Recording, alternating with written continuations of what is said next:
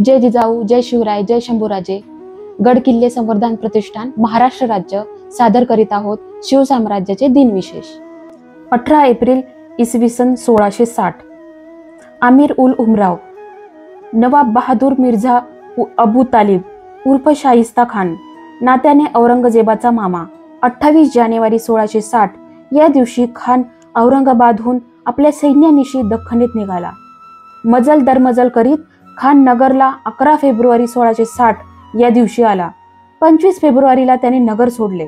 त्यानंतर खान दौंड नजीक सोनवडीस 3 मार्च 1660 ला पोहोचला. तिथून खान बारामतीस निघाला. खानची पुण्याच्या दिशेने मजल दरमजल पोचत होती. 18 एप्रिल 1660 रोजी खान शिरवळास आला. खान आता राजगड, पुरंदर, सिंहगड यापासून थोड्या अंतरावर होता. मराठे अधूनमधून खानावर छापा घालतच होते. महाराज यावेळी पन्हाळ्यावर अडकले होते. 18 एप्रिल इसवी सन 1677. त्र्यंबक सोनदेव डबीर यांचे निधन. आग्र्यामध्ये रघुनाथ बल्लाळ कोर्रे व त्र्यंबक सोनदेव डबीर हे शिवाजी महाराजांचे अत्यंत जवळचे साथीदार. सोमवार 20 ऑगस्ट 1666 रोजी फुलोदखान कोतवालाने केलेल्या झाडाझडतीत सापडले. शिवाजी राजांचे आग्र्याहून सुटकेचे गुड उकलवून घेण्यासाठी त्यांचे जे हाल झाले ते पाहून प्रत्यक्ष यमराजही कळवळले असतील, पण त्या स्वामीनिष्ठांच्या मुखातून ब्रही निघाला नाही. जर बोलले असते तर छत्रपती संभाजीराजे मथुरेतून खासच पकडले गेले असते व दोघांनाही औरंगजेबाने मालामाल केले असते. या दोघांना लाकडी घोड्यात करकचून आवळण्यात आले. हे सर्व हाल छत्रपती शिवाजी महाराज कसे गेले, कुठे गेले, कोणत्या मार्गाने गेले याचा शोध घेण्यासाठी फुलाद खानाने चालवले होते. या दोन्ही वकिलांच्या नाकांच्या पाळ्या चिमट्यात धरून त्यांची डोकी वर करण्यात आली. मीठ कालविलेल्या गरम पाण्याच्या पिचकाऱ्या नाकपुड्यात घालण्यात आल्या आणि त्या पिचकाऱ्यातील पाणी जोराने त्यांच्या नाकात मारण्यात येत होतं. आणि इतर प्रकारे तर अनेक हाल, छळवणूक, या दोघांची सुटका कशी करता येईल यांची चिंता महाराज करीत होते.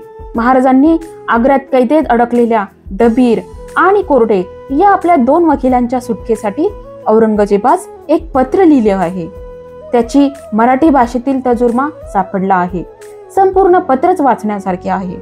ते मराठ्यांच्या इतिहासाची साधने खंड 8 यात छापले आहे. त्यातील मुख्य विषय असा की मी आपली परवानगी न घेता आग्र्याहून निघून आलो. याचे मला वाईट वाटते. मी पूर्वीप्रमाणेच आपला नम्र आहे. औरंगजेबानेही एकूण आपली परिस्थिती ओळखली होती. त्याने त्र्यंबक सोनदेव डबीर आणि रघुनाथ बल्लाळ कोर्डे या 2 वकिलांची दिनांक 8 एप्रिल 1667 रोजी सुटका केली. सुमारे 9 महिने यमयातना सहन करून ते दोघे वकील सुटले आणि राजगडावर येऊन पोहोचले. त्यांच्या भेटीने महाराजांना आणि महाराजांच्या भेटीने त्यांना काय वाटले असेल येथे शब्द धबकतात. प्रेम ना ये बोलता, ना सांगता, ना दाविता, अनुभव चित्ता चित्त जाणे. 18 एप्रिल 1677 रोजी त्र्यंबक सोनदेव डबीर यांचे निधन झाले. 18 एप्रिल इसवी सन 1699. 18 एप्रिलला औरंग्यास समजले की मराठ्यांचे 6000 स्वार गुलबर्ग्याच्या जवळ येऊन त्यांनी कित्येक खेडी लुटून जाळपोळ केली. हिरापेठ लुटली. बादशहाने त्यांचे परिपत्य करण्यासाठी तरबियतचा भाऊ कामयाब यास रवाना केले. 18 एप्रिल इसवी सन 1720. शार्वरी नाम संवत्सर शके 1642 चैत्र वैद्य सप्तमी दिनांक 18 एप्रिल 1720 या दिवशी छत्रपती शाहू राजांच्या दरबारात छत्रपतींचा नवनियुक्त बाजीराव पेशवा महाराजांना स्वराज्याशी एकनिष्ठ राहण्याचं वचन आत्मविश्वासाने दिले. 18 एप्रिल इसवी सन 1774.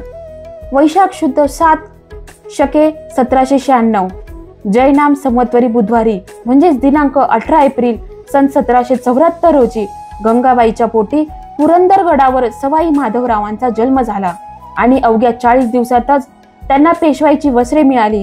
इतक्या लहान वयात राज्यकारभाराच्या उच्च स्थानी बसलेली ही जगातील एकमेव व्यक्ती होती. त्यांचे वडील नारायणराव पेशवे यांचा खून होऊन बापाच्या मृत्यूनंतर जन्मलेले हे बाळ. लहान पेशवे हे मराठी राष्ट्राचे आशेचे केंद्रस्थान होते. त्यांना चुलते माधवराव पेशवे यांचे अवतार असे मानले जाईल. बापाच्या पश्चात जन्मलेल्या ह्या बाळाला मातृसुखही फार काळ लाभले नाही. ते 3 वर्षाचे असतानाच आई गेली. त्यामुळे पुढे नानांनी त्यांच्या पुढे सर्व प्रकारची सुखे दत्त म्हणून उभी केली. काही कमतरता भासू दिली नाही. नाना हे त्यांचे पूर्ण आधारस्तंभ बनले होते.